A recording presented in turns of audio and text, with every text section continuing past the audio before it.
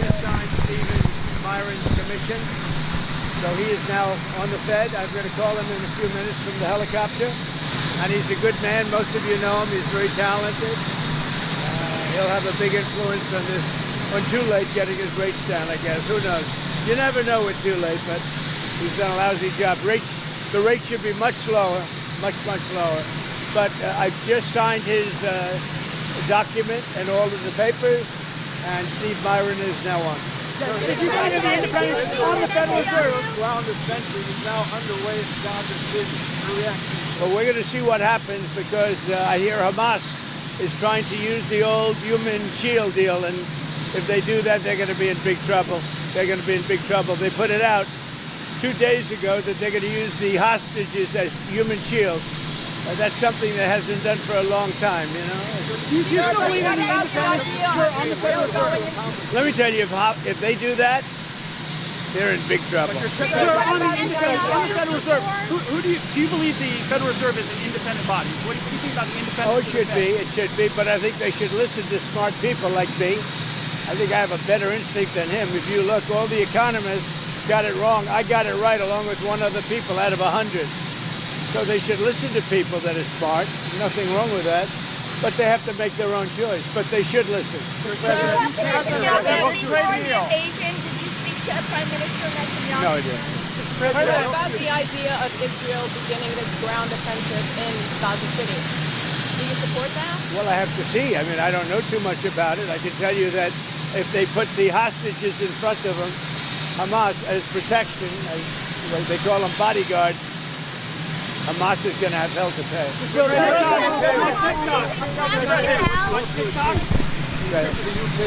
Your trip to the UK today, what do you hope to achieve?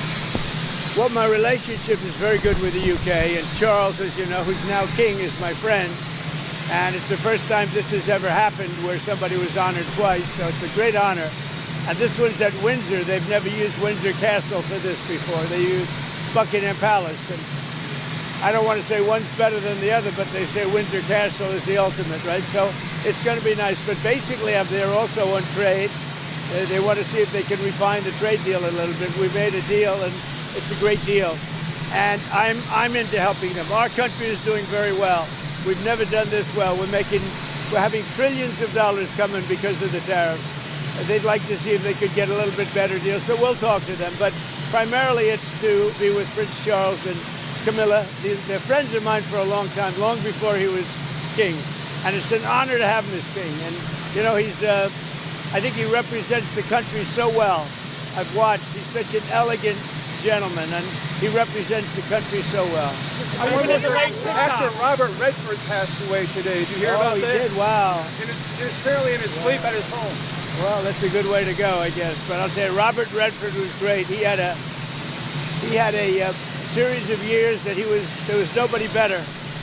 This just happened, I guess. Huh? Yeah. Wow. Yeah. He died in his home in Utah in his sleep. Yeah. And what movie would you say you liked the best in? Well, you have a lot of them. Honestly, I'd say he made 7 or 8 great movies. They were really great. There was a period of time when he was the hottest. I thought he was great. On TikTok, will TikTok go dark? Are you going to delay the TikTok ban? Well, we have a deal on TikTok. I've reached a deal with China. I'm going to speak to President Xi on Friday to confirm everything up. We made a very good trade deal, and I hope good for both countries, but a very different deal than they've made in the past. What companies are going to We'll be announcing that. We have a group of very big companies that want to buy it. And, you know, the kids wanted it so badly. I had parents calling me up. They don't want it for themselves. They want it for their kids. They say, if I don't get it done, they're in big trouble with their kids. And I think it's great. I hate to see value like that thrown out the window. So on auto executives...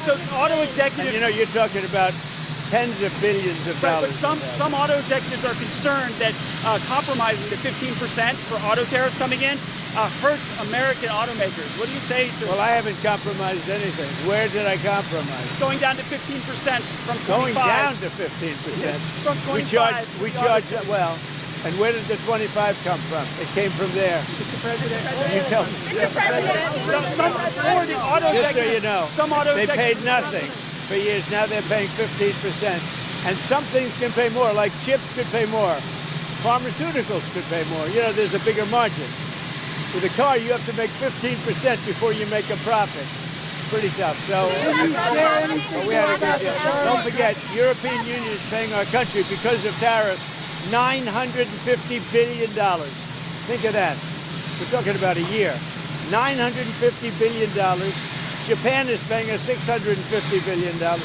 These are countries that paid us nothing until I came along. And China's paying us a tremendous tariff. You know what the tariff is, right? You know what the tariff they're paying is? Yeah. What? Yes. So it's 30% for the fentanyl as well as whatever for the 301. 20% for the fentanyl. But 20%. the overall is about 55%. Yeah. Okay? That's as opposed to nothing.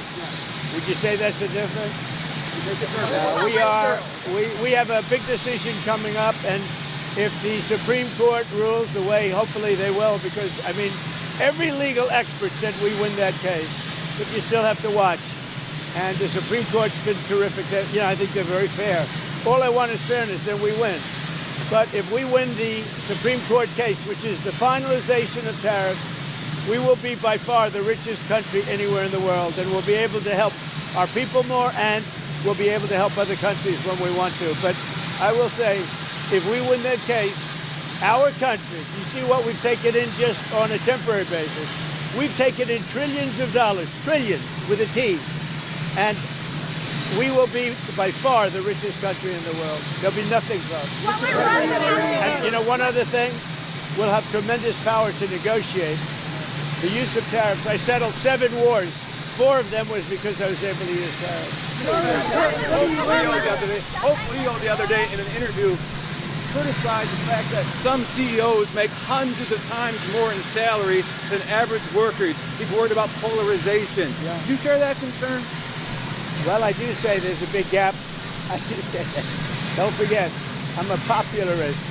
There's a big gap. Mr. President, it's been a month since your meeting with Vladimir Putin in Alaska.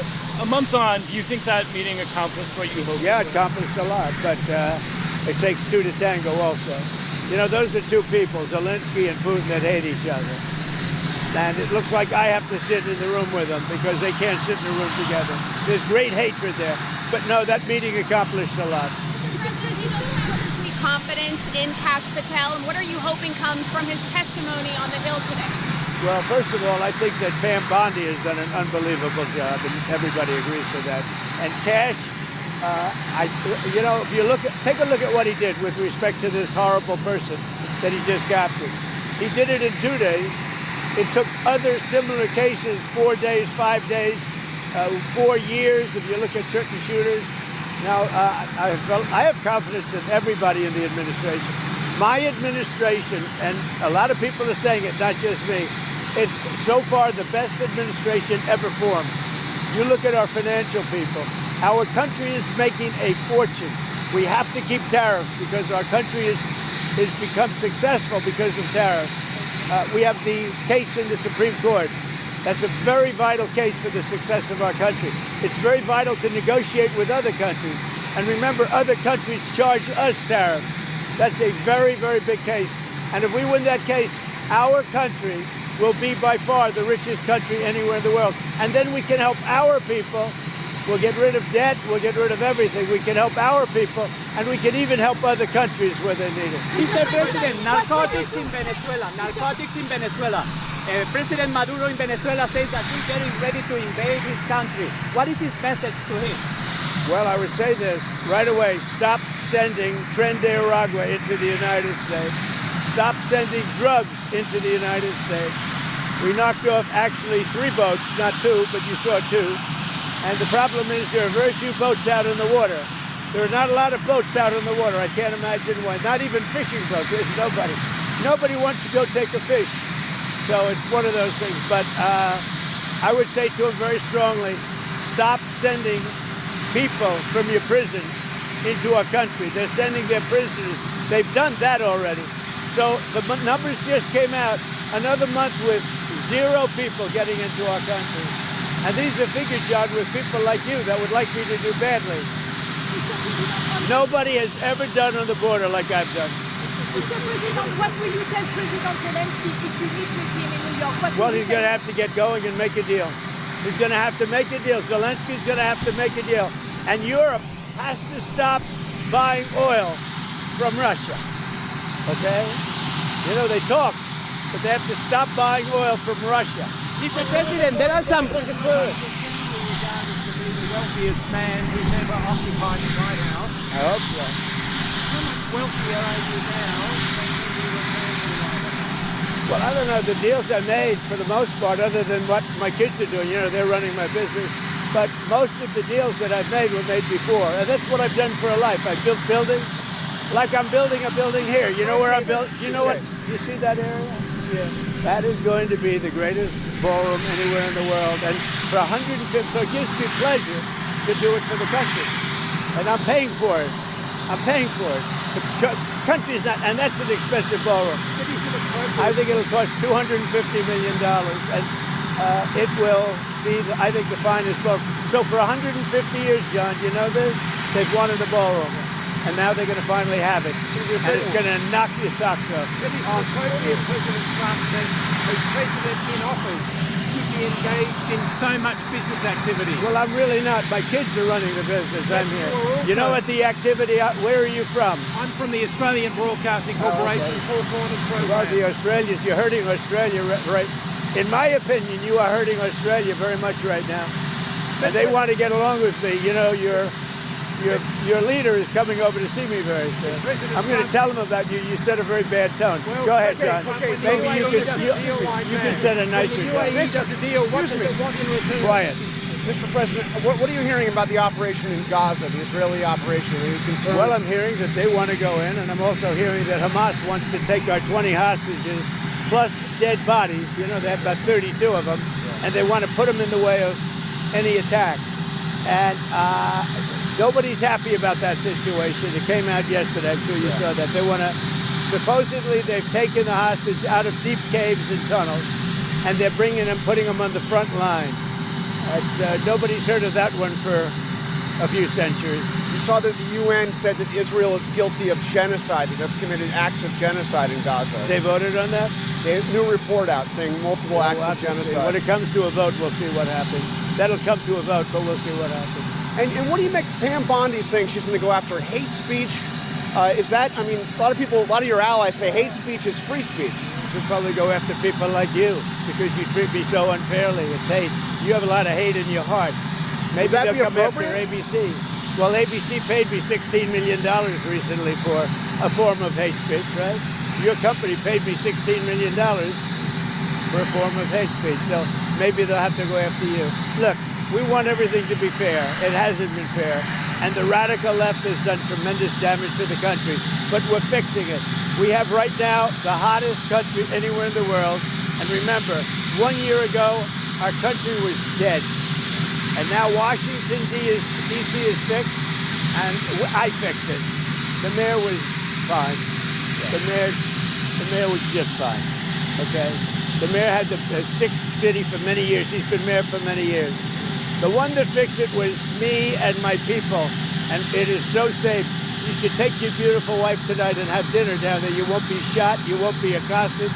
You won't even be looked at incorrectly by anybody. Washington, D.C. is safe. Now we're going to Memphis, where it's pretty rough, to put it mildly. And then we're going to have to go. A friend of mine who is a big railroader, he stops at all the cities. He knows every city. He said, sir, you have to save Chicago. So I'm going to go to Chicago early against Pritzker. Pritzker's nothing. If Pritzker is smart, he'd say, please come in. So last week, over the last week and a half, 11 people in Chicago were killed, murdered, and 38 were shot. And then Pritzker, and by the way, this is going on constantly. If they lose less than 6 or 7 people a week with murder, they're doing a great job in their opinion. Yeah. Chicago is a death trap, and I'm going to make it just like I did with D.C., just like I'll do with Memphis. Now, remember this. So a man comes into my office, one of the biggest businessmen. I'll tell you, he runs Union Pacific. Is that big? Biggest railroad in the world, I guess. And he started off as a railroader. He was running a railroad, a little caboose. He was in a caboose Now he runs the whole damn thing. 45 years ago, he started off in a caboose. I don't know what that's all about. And he became the top, so that's a good place to start. But he came in, he knows the country intimately. He's looking to do a merger by another railroad, the one that where it had the little problem in East Palestine. Right. And they want to buy that railroad, as you know. It's pretty public. But I sat with him and I talked. I said, so you know every city? Yes, sir. I go into every city and I have for 45 years. Yeah. I said, where would you go next? He said, St. Louis is in big trouble. He said, but Chicago is a great city. You can save Chicago, sir. Don't let Chicago die. This is the guy telling me with great knowledge and so on. He said, don't let Chicago die, sir. It's dying. Don't let it die. I'm going to Chicago next. The UAE, Mr. President.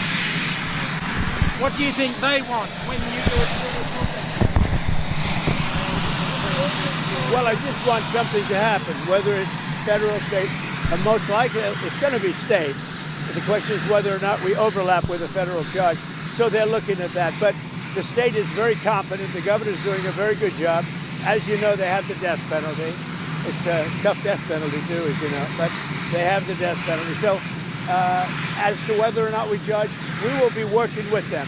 We may or may not be able to judge. When it comes to the governor of Utah, what do you make of his overall message of nonviolence? Well, I agree with it. I agree 100%. But most of the violence is on the left. He said that social media is a cancer. What? Do you agree with that? He said. The Utah governor said that social media is a cancer and more people should log off and take this time away. Well, it's not a cancer in all respects. In some respects, it's great. But there are segments, there are deep, dark holes that are cancerous, absolutely. Beyond cancer, they're deaths.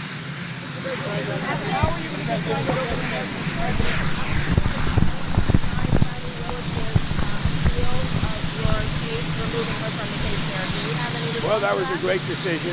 It was a rigged case to start off with. It's great. The court just ruled that she is a disaster. She's a disaster with a boyfriend.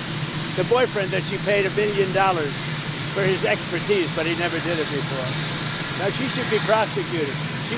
What she did to people, forget about me, what Fannie Willis did to innocent people, patriots that love our country, what she did to them by indicting them and destroying them, she should be put in jail. She's a criminal. Fannie Willis is a criminal. Will you apply more pressure to EU and NATO countries not to purchase Russian oil? I do, but here's the problem. You know the problem. They're purchasing Russian oil. I don't want them purchasing Russian oil, and they've got to stop immediately. It's not fair to us. They're purchasing Russian oil, and we have to, do things. Now, the nice part, it doesn't cost us anything anymore. You know that. Yeah. They are buying everything from us, unlike Biden, who gave away $350 billion. We actually make money, but I don't want to make money. You know what I want? I want that war to stop, because last week 7,018 people got killed. Can you provide a president? Popular targeted today, just now. You announced 70 patriots in Ukraine 2 months ago. Where are you from? Ukraine. Will they come, and do you know when they will come? The patriots. What? Who come? The patriots. You announced 70 patriots to Ukraine 2 months ago. Look, let me just tell you, I love Ukraine. I love the people of Ukraine. That's why I asked. I thought that was a little Ukrainian accent, but the country's in serious trouble. It should have never happened. It's a war that should have never happened. The country's in very serious trouble, but I'm going to get it stopped. I've done seven countries. I've stopped 7 wars in the last 8 months. I thought that would have been the easiest because I know Putin, but it's not. Because there's tremendous hatred between Zelensky and Putin. Tremendous hatred between Zelensky and Putin. But we're going to get it stopped. How can you go to the Supreme Court to stop Lisa Cook?